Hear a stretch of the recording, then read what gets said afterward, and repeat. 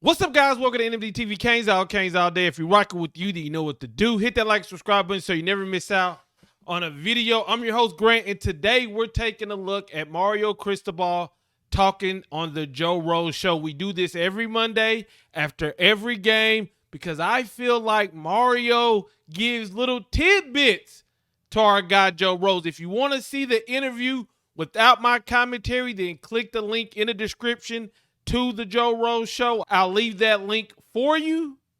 And also, if you want to get signed up for exclusive content, highlight reactions, halftime reports, and the members-only live stream, then click the link in the pinned comments and get signed up today. But with that said, let's see what Mario has to say on the Joe Rose Show. Got to feel pretty good, and the way you guys, and we'll get into in a second, but just talk about getting to 10 wins. I know it's not done. You got this game in Syracuse. We'll talk about that, but to get to that number. I wanted to say, before Mario talks about how it feels to get to 10 wins, you know, when I do my instant reaction, the main thing on my mind is what I just watched on the game. And I usually don't get to do a video in between the instant reaction in the Joe Rose Show. So I would like to sometimes just take time, take a deep breath, and be happy that we've won 10 games. And be happy that our team, when they're talking about teams that could make the playoffs, the Miami Hurricanes is a team that they're talking about.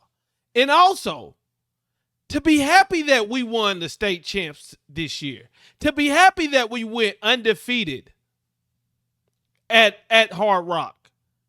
I don't want to overlook that. I don't want to overgloss that. I know we want bigger things, but when you're trying to reach that ultimate goal, you got to start with the little ones. And it's good that we've done that so far up to this, and hopefully we can continue adding to an already good season. Progress, again, man, you know, all the work, all the people involved in working, just finding ways to get better, finding ways to continue to elevate the program, and all focus, all sights set on all our goals that we have set for a couple of years now, and the start of the season are right there in front of us. So huge game this weekend. All right, so it's 2014 at half. Every time I see a team going in and go, all right, this is a tight one, 6-point game, I always wonder, as you're going in, you got a pretty good idea what you're going to say, or is it just kind of you got notes, somebody say something to? What's the message to the team? Well, it's simple. I mean, the issues that we were having were self-inflicted wounds, man. I mean, we had the one bust early, right, on defense, but after that was, 9 straight drives, they didn't get a point. I mean, and 3 times we put them in plus territory. And then offensively, it was a drop, illegal procedure, a misalignment, right, an interception, a fumble. I mean, it was all. We took, again, the whole theme of the week was making sure we took routine plays and executed them at a high level. That's how.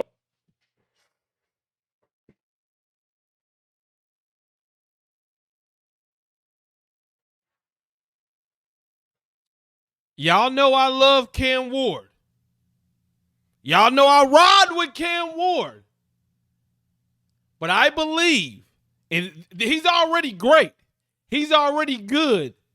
But even the greatest, even the best players on your team can improve.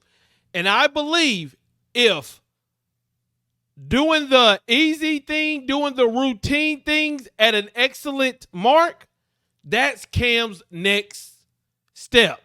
That's Cam's next elevation, because you always can get better. And I believe if Cam can still be Cam, and then also learn to take what's given to you, oh, man. Only thing we got to do is look at the first drive versus Wake. So I love that message by Mario Cristobal, and I don't think Cam's played his very best game, and I don't believe this team has played its very best game for 4 quarters from start to finish, which if that can happen this season, the team that's facing that team, they're going to be in for a long day. We get explosives. and we were taking routine plays and screwing them up. So again, coaching better, playing it better, getting in there and making sure that we all had a clear understanding that we had to go get it done, and we did. How do you explain, like, this team has been one of the best fourth quarter teams or late third into the fourth that I've ever seen. You outscore them 22-0. I know the defense really picked it up in the second half. I think they gave up just 50 yards in the numbers overall because they really just gave up the one touchdown, the other one off the return. How do you explain the adjustments that they made to play at such a high level? And I do want to say we do have to give credit because I do believe a part of coaching is being able to adjust. And that was, I believe, the only game I've said this was the Georgia Tech game. I thought we were out-coached that game because we didn't make any adjustment. It seemed, now I wasn't in the locker room, but it looked like we just didn't make any adjustments. This team has done well starting slow or getting in a slump, still being able to withstand that and go win games. And that always hasn't been the case. So kudos to the second hand adjustment. Kudos to the players for not getting down on themselves and taking themselves out of the game, because we've seen players do that at Miami a lot of times. We've seen coaches look flustered and not know what to do when you're down at halftime as well. Well, I mean, I think that sometimes we lose sight that this is a four-quarter game, man. You don't win it in the first. I mean, you win it throughout the entire game, and people really want to keep the ball away from us, right? And yes. They want to test us to see if we can be patient and sometimes, for the public, boring. Can we methodically drive the ball down the field 4 yards, 7 yards, 6 yards, 12 yards, Because the one thing they want to steal a possession. They want to limit the number of possessions that we get. And then they want to test our patience to see if we could execute consistently. So when that's the case and they're playing that umbrella coverage and, getting a lot of guys back deep, you have to do that. And I think that's why I'm proud of our guys. Even though we had our issues, our guys they stuck with it and they executed. I will keep saying this. Our defense is at a disadvantage because of how good our offense is. And why I say that is because our defense does not get the normal third down and punt. Teams are like, we got to go for it because we don't want their offense to get going. We don't want their offense to rev up. It's shocking now when a team decides to punt. I'm just in the mindset now that if it's 4th and 1, 2, or 3, the team that we're going up against is going to say, hey, we don't want Cam Ward. We might as well just try to go for it. And our defense not being able to stop teams on 4th down is why they're doing it as well. Dude, was that something was talked about? We're going to run the ball a lot more here in the second half. We're going to pound it. People think that we're just going to throw it. Let's go because we have a great quarterback. But I love the running game, especially Jordan Lyle. What a game for a true freshman out of St. Thomas Aquinas. The game he had, just unbelievable runs. But the holes for all three guys were pretty good. Yeah, I think between the O-line and Fletcher and Damian Martinez, the body blows, early, they took its toll. And then, our yards per carry first quarter is like 4 yards, second quarter 5, third quarter 5.5, 6, and then fourth quarter 10. And that's a pretty good sign of just, again, the body blows, wearing people down, and then finally it's just busting open. Is that something you made a point or you talked to your offensive coordinator and said, hey, let's get back and we got this talented group, let's go. We're a physical team. Let's show everybody in the second half?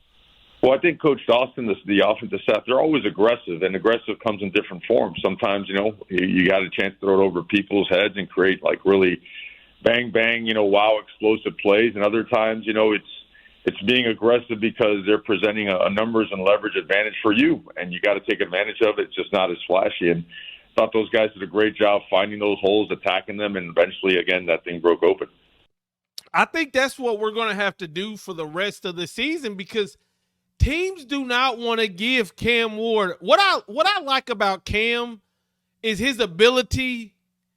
To me, he's like Spider-Man Spider-Man. And when you try to do those exotic blitzes, when you try to bring pressure, Sometimes you get him, but a lot of times his body sense goes off and he knows exactly where to go.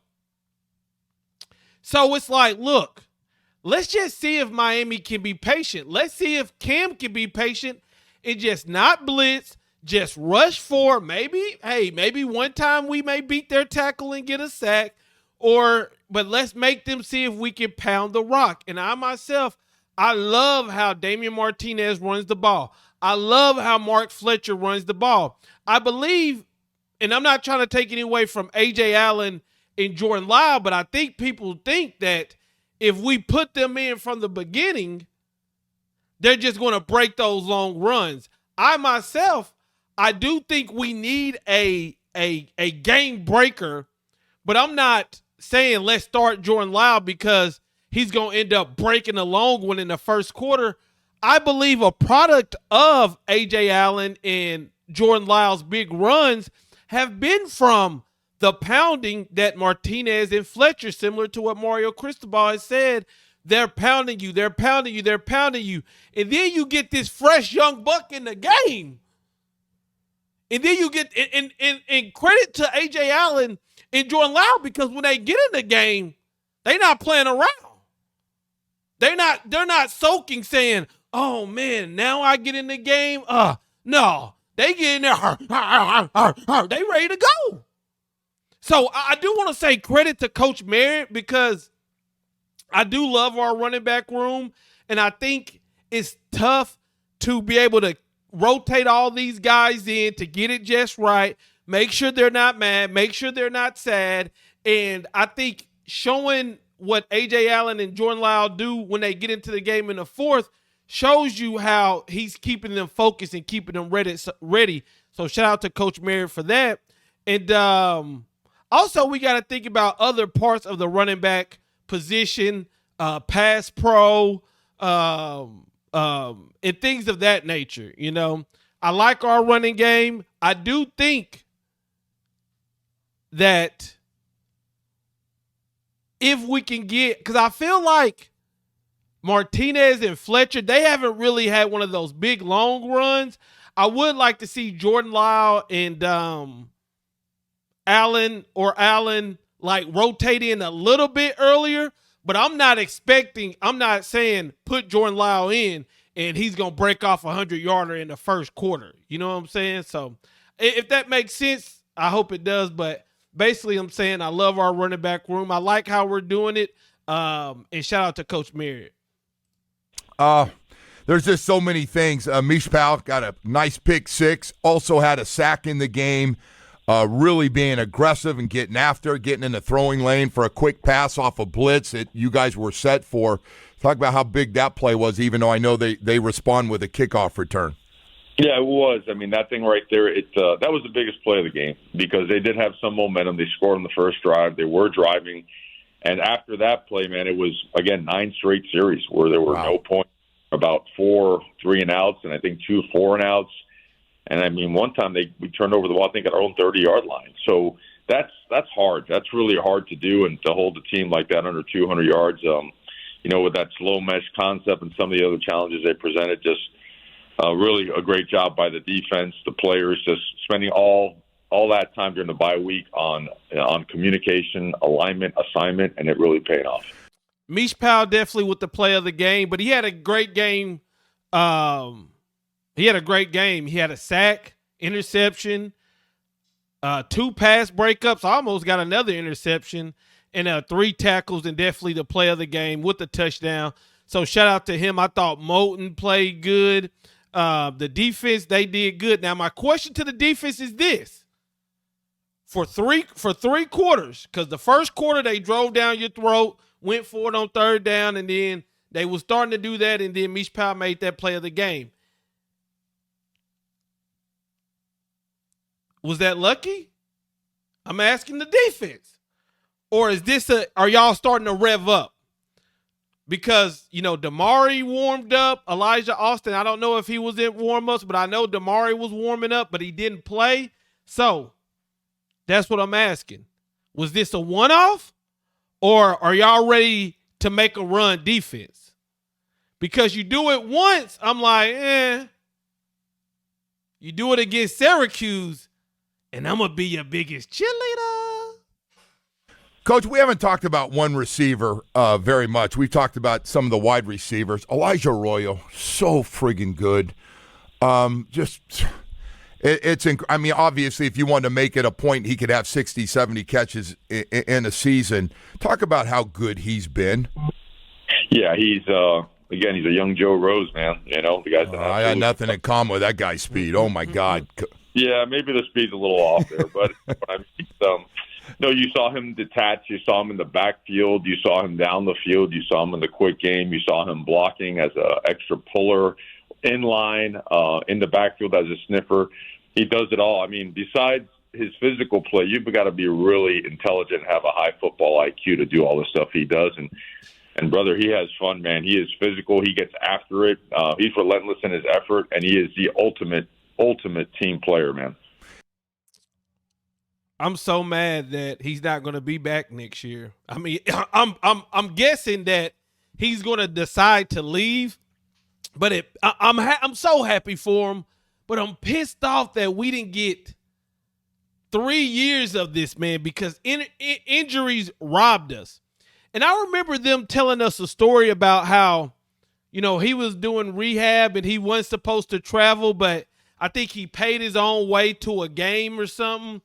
And I was like, okay, I like that. I like that attitude. I don't know if this dude's going to be what they say he is, but I like that attitude. And then coming into this year, everybody's talking about he's the real deal. And I mean, blocking, running, he has that attitude that you like. I mean, when that guy faked that injury, and let's be honest, we all know that he was faking. Elijah Arroyo went and got into his face, and I'm like, I love it. I love it. I love it. And I'm just taking it all in that he may go pro. And, you know, we're going to be good with Elijah Lofton and Riley Williams. But, man, I just hate that sometimes injuries take away years away from players that could have racked up crazy numbers, because he did it all against Wake Forest. I'm watching him run a whip route. I'm watching him dragging. I'm watching him throwing people up out the club. He's special, man. I like him a lot. And I wonder the only thing that could hold him back if he does go pro would be his injury history. But when you look at his size, his measurements, I mean, when he caught that pass against Georgia Tech, that man was gone. And I'm like, oh my, like just seeing that big figure running that fast, they are going to fall in love with him if he goes to the NFL Combine. We got to ask you about Damari Brown. I know it's come up. I see all the stuff. Everybody thought he might be playing. Is he close, or is he getting rid of rust? Do you expect him to be back for this game? He is right there. He had a great week. You know, we went through warm-ups and felt it was best to hold off. We're right there with him. We're right there with Elijah Alston. Popo popped through. You know, we thought, you know, Popo might be limited, but he played the game and he was fine. Ryan Rodriguez is now cleared back as well. So we're starting to get some guys back. We got some other guys that have been around that all season are a little bit nicked up. So I think it's from a physical standpoint, it is coming together like we want. As you look at this Syracuse game, they're now 8-3. Everybody's kind of looked at this one, and I do want to touch base on that. I wonder how Ron Rodriguez will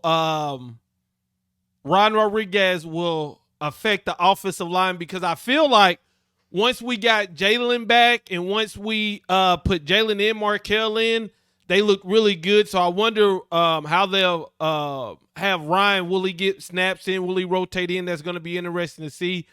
Damari and Elijah Alston and Popo, man, we need those guys back. I know Popo played a little bit last week or against Wake Forest, but Damari and look, I think moving Mesidor to the outside, Moulton's playing better, and then maybe you get Damari Brown back, and it does give me hope that this defense is going to get better. And we don't need this defense to be the 2017 turnover machine defense. We don't need this defense to be the Baltimore Ravens defense back in the day when we used to knock people. What we need is for them to not get bullied around. and to make a play here and there. Because if we can make a play here and there, I think our offense can take care of the rest. Kyle McCord just throws for almost 500 yards in this last game. Talk about how you go after them, how you slow down that passing game. Is it going to be about rushing, mix in the blitz, aggressive zone? You just mix it all up. How do you go about a game plan against Syracuse passing game? Well, they got a lot of weapons, man, and it starts with their offensive line too. Those are big, physical guys. Their running back, Allen he's an outstanding, explosive player, and I know that the quarterback is, you've seen him. I think they do lead the country in actual passing yards. They've got, I think, 4 players that have over 500 yards in reception. They have 3 of the top contested catch receivers in the country. And then they have a defense that, I believe they're top 2 or 3 in the conference in pass defense. They've got a couple of edge players and defensive tackles that create a lot of issues, and one of the leading tacklers in the ACC. So they got a lot of really good weapons. But I think the most important thing is this isn't about Cam Ward against Kyle McCord.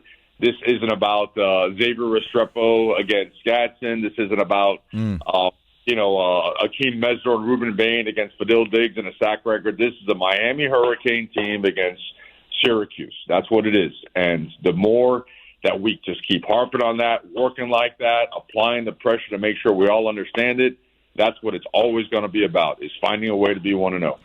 I've watched Syracuse a lot. And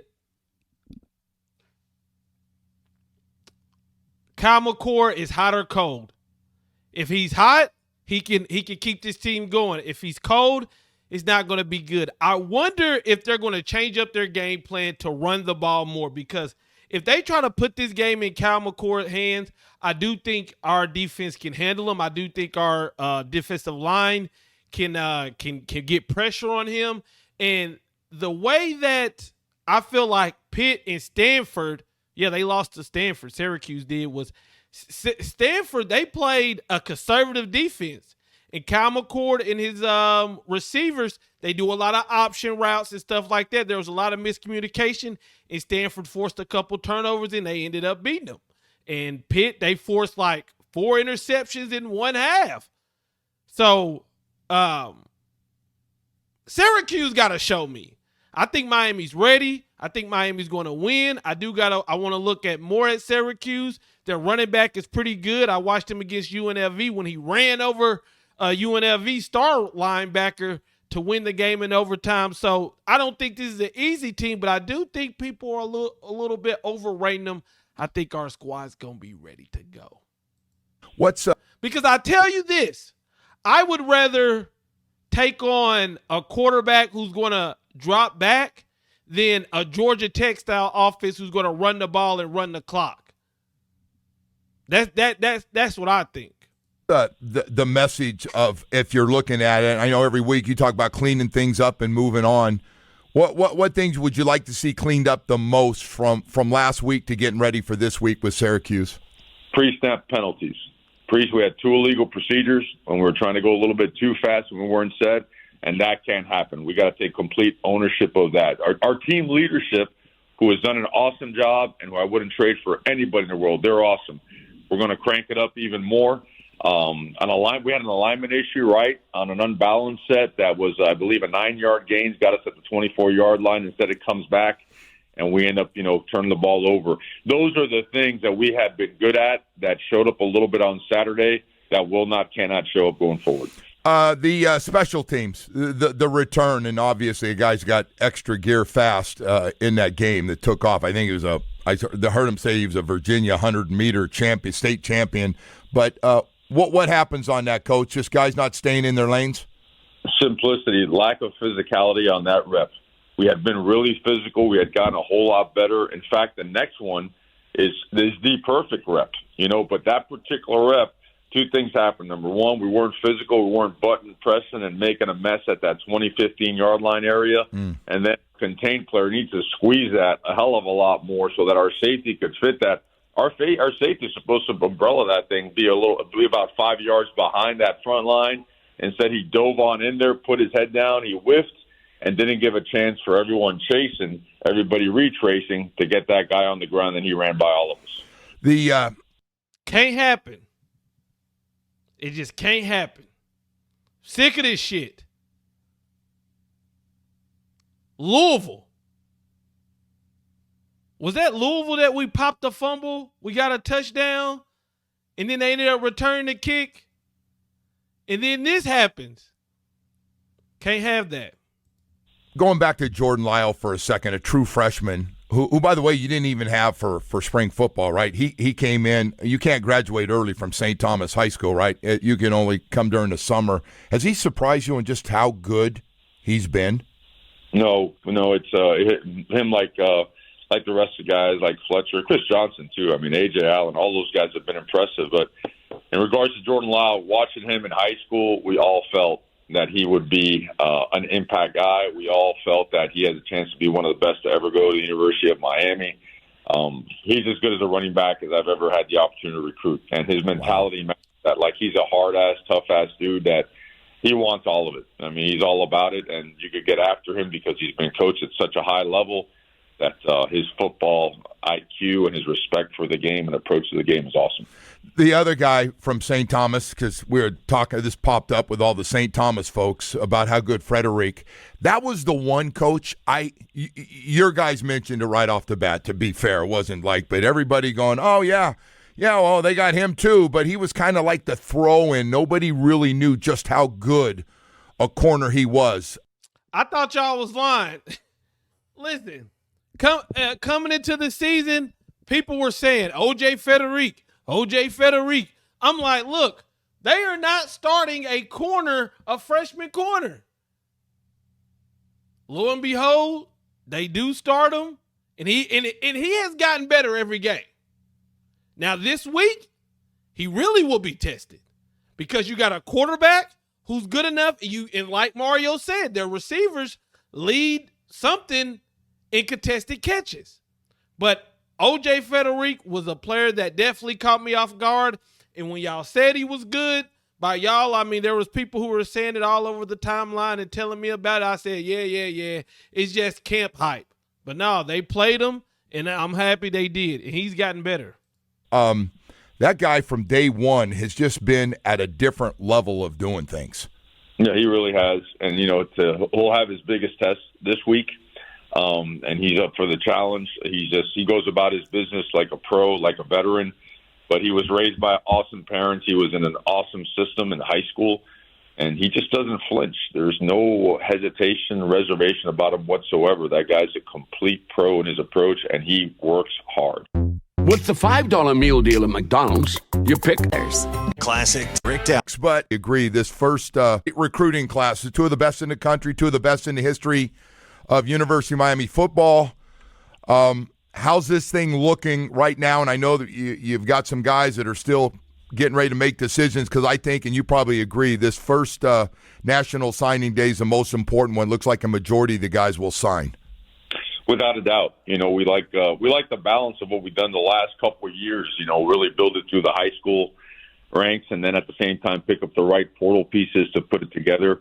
We feel really strongly about our evaluations and the guys that we have committed, and a couple of targets that we're zeroing in on. So to have a chance to have 3 straight top 10 classes is the goal. Obviously, top 5 is the goal. So, but our rankings sometimes differ than the services, and that's okay. I don't that's never part of the equation. So we will continue to work our way to making sure this roster looks like what a Miami roster is supposed to look like, and we're getting closer and closer every year.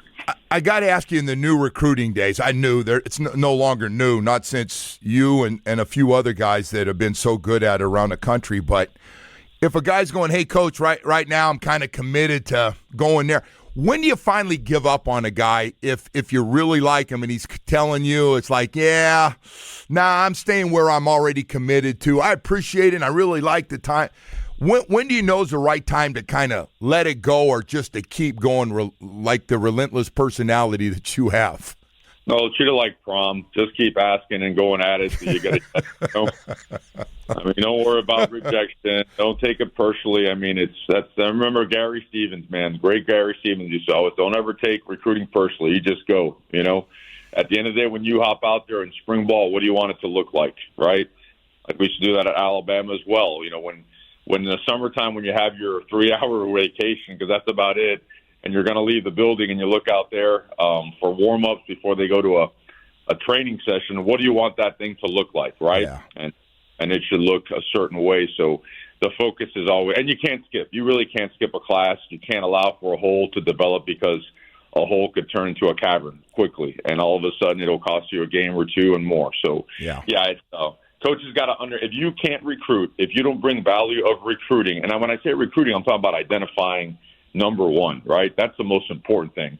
But if you don't have recruiting and identifying value, you have no value in the program. If you don't want to work hard at it, and there's some great people out there, but if you don't bring that value to the program, you have very little value to the program.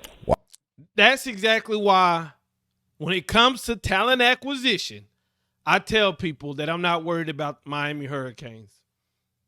If you say, hey, I want to see what he does on the field, that's fine. But Mario Cristobal in recruiting, y'all hear him talking about it. Y'all hear how much he loves it. Y'all see the players he's bringing in. Not only the big-time players that he's bringing in, the O.J. Federiks, the 3-stars, the Emory Williams that people aren't talking about. So when people say, what are y'all going to do without Cam Ward, I ask, how the hell do you think Cam Ward got to Miami? Because let me tell you, I would have given up on Cam Ward in a week. I would have took it personally. And that's why I am talking to you through this microphone. And Mario Cristobal is the man recruiting. And that is a great thing. Don't take it personal. Because I often say, I don't know how these coaches do it. I don't know how they do it. And how Mario does it, besides his crazy work ethic, is he doesn't take it personal. And, man, it's great to hear those little insights like that because just using the example of Cam Ward, I mean, if y'all remember, that wasn't a one-week thing, a one-day thing. That was a couple weeks going on. The man had put out a video saying he's going pro. We thought it was over, then bam. What it do, baby? I'm coming to the U. And so when people say you're nothing without Cam Ward, and I say, do y'all think Cam Ward just woke up one day and just saw a building with the Hurricanes and said, you know what, I want to play for that team? Or do you think there was one coach who kept coming after him, who kept talking to him, who got him to commit? When people say, oh, y'all are going to be like Florida State next year, I say, I want you to look at our 2 recruiting classes before we just put together a 10-win, probably more win season. And now what do you think is going to do now that we have a Heisman, that Mario can tell recruits, turn on the Heisman presentation because we have a guy at the show. Turn on the draft because we have several first-day picks most likely. Think about it. Mario has been recruiting coming off some bad records. Well, now we're going to be getting awards. We're going to be getting accolades. Do you think he's just going to stop recruiting now? Florida State, they haven't been doing well in high school recruiting. They had one of their best seasons ever, and they didn't take advantage of it. Now it's going to be interesting to see with Miami having a great season. Let's see what the recruiting looks like. I'm willing to bet top 10, maybe even top 5. We'll see. Wow. Yeah. No, listen, you already got everybody juiced up. It's right around the corner while you've got this huge game coming up. Hey, before I let you go, Cam Ward, with all these ridiculous throws that he makes, these NFL-looking throws that he has made, he does like to get creative from time to time. You've seen it all season. Do you just kind of live with them? Do you talk to him about them when you decide you're going to do a little Magic Johnson flip over to a guy you think's going to be in a certain place? How do you go about that with Cam? Professionally, like you got to do it like any other player. And whether it's the good thing about Cam is that Cam takes hard coaching, and he has a lot of pride, and he wants to win. So getting better, sometimes you got to take. He's all about it. He understands it, and if it's something that's off script that is not good for us, you go right at it. It's that simple. You don't no sacred cows. Let's just say that. Yeah. Coach, good luck this week, man. It's great to see that 10th win. That's a big one, and now one more to go to get to the ACC championship on the road. Syracuse, 3:30 start, and we really appreciate you coming on this morning. Thanks. Appreciate you, Joe. Go Canes. So the one last thing about Cam Ward is we see what type of player Cam Ward is. Do y'all think Cam is the type of player that says, I don't want to be coached? No, he wouldn't have made it this far if he was that type of player. I don't believe. He welcomes the coaches. Hell, from what we've heard, he's harder on the players. Like he's a coach. So he's okay with coaching. Hey, baby, we got 10 wins. It's about to be the end of November. And we are still talking about Miami Hurricane football. We are still ranked in the top 10. We only got one loss on the season. Undefeated at home. Let's go, Canes. Beat Syracuse. Holla at your boy.